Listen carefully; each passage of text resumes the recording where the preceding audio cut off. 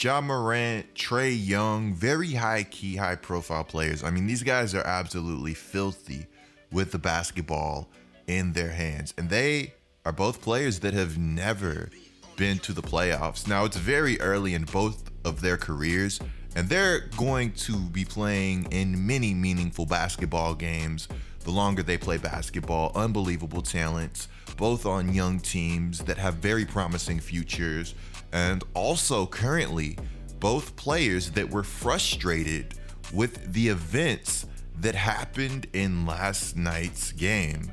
Now, both of these players were frustrated for very different reasons, and basketball is an emotional game. Frustration and things like that happen. I want to speak on Trae Young's frustration first, just touch on it a little bit. And Trae Young was frustrated because of Grayson Allen. Now, if you don't know who Grayson Allen is, this is somebody that has had a history of questionable, very questionable events.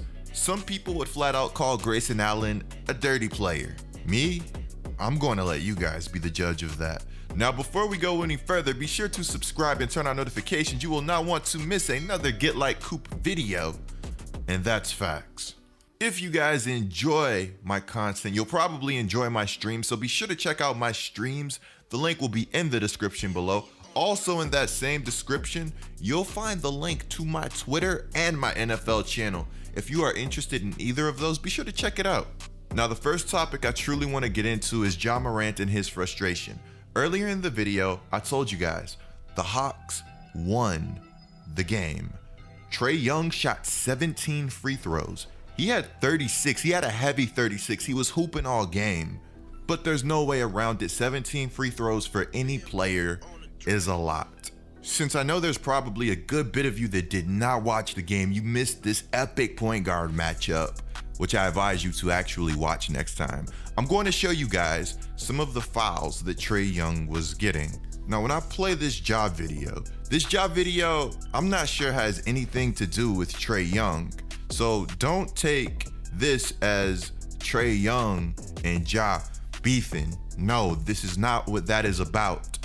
The reason I'm playing this Trae Young video is because I really do feel like the NBA does cater to shooters. You won't see LeBron James get a lot of the calls that Steph has gotten in the past. And it's been the same with Shaq. It's been the same with a lot of other big guys and slashers. I mean, truly, if you watch LeBron play, this guy gets fouled almost every single play. Every single play. And whether it gets called or not truly does feel like RNG. Somewhere along the lines in the NBA, selling fouls has become a skill. Harden is one of the best at drawing fouls, but also selling the contact. Now, of course, this isn't me saying Harden doesn't get fouled, because he gets fouled a ton. A lot of the calls that Harden gets are very legit. He just knows how to create contact and sell it. This is probably like out of left field for you guys, especially because this isn't stuff that I like normally say, but I definitely do feel like not even superstar, preferential ref treatment is most definitely a thing in the NBA. I've watched Drew Holiday for years. This guy simply doesn't get the call that a lot of other average players get. Let me know if you guys know any other players that have that same problem. So I'm going to go ahead and let's just roll this Ja Morant clip. Now, again, Ja has every right to be mad. You just got to keep playing all 4 quarters. Sean Coleman. Ja, tonight it seemed like there was an opportunity to get into the paint like you had 6 in the fourth quarter against the Spurs. It seemed like life was a little bit tougher this time around. Was there anything they did to prevent looks at the rim, or were the looks just not there like they were last game? Nah, it's just, a lot of contact down there, which resulted in me being off balance when I shoot. So I missed a shot. As you see, I got a tech. That's what I got to do to get calls, and oh well. It's my second year. I let a lot of stuff slide, but I'm not going for that no more. Everybody who knows me know I'm always smiling, laughing, and when somebody get fed up, that's what happens. So there you go, answer.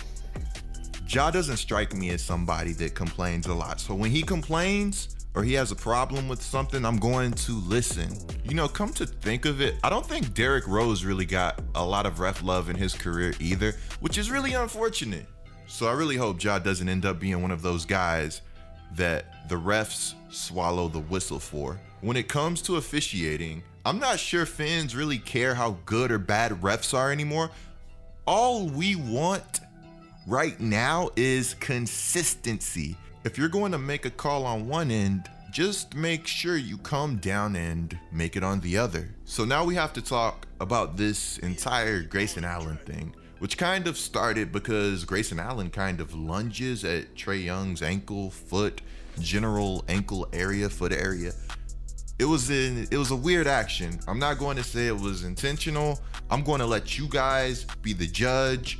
Trae Young did not like this. He took to Twitter. He said, "Tell me what y'all see. This has to stop." Now, if Grayson was truly trying to injure Trae, step on his ankle, step on his foot, it's not the first time we've seen things like this done. If Grayson really was trying to hurt Trae, there's just no place in the game for stuff like this. I also find it funny that a lot of times that questionable stuff happens, it's typically the same people we're always questioning. Grayson Allen saw this. He said, "That must have really hurt. I'm sorry. I hope you're okay." Now, Trae and Grayson don't like each other. These two definitely have a history. Jaren Jackson saw Trae's tweet. He put the cap emoji, and then he put, "I got your back and you got mine." Very noble of Jackson, at least the mentality, not necessarily the actions. For Jackson to say cap to Trae Young, I really hope he feels like Grayson didn't do anything wrong. I'm with having people's back, but when people are wilding and doing dumb stuff, then they're wilding and doing dumb stuff. I'm not necessarily going to support it. But of course, I mean, naturally, Jaren Jackson has always struck me as a smart guy, an incredibly cerebral player. So if he puts cap, I'm just going to say he really felt like Grayson Allen didn't have any bad intentions on that play.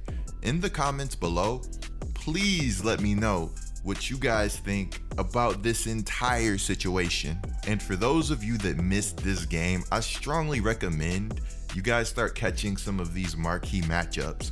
Trae versus Ja is pure basketball.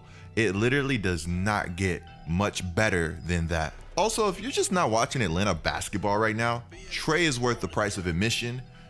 The Hawks are going to shock some people.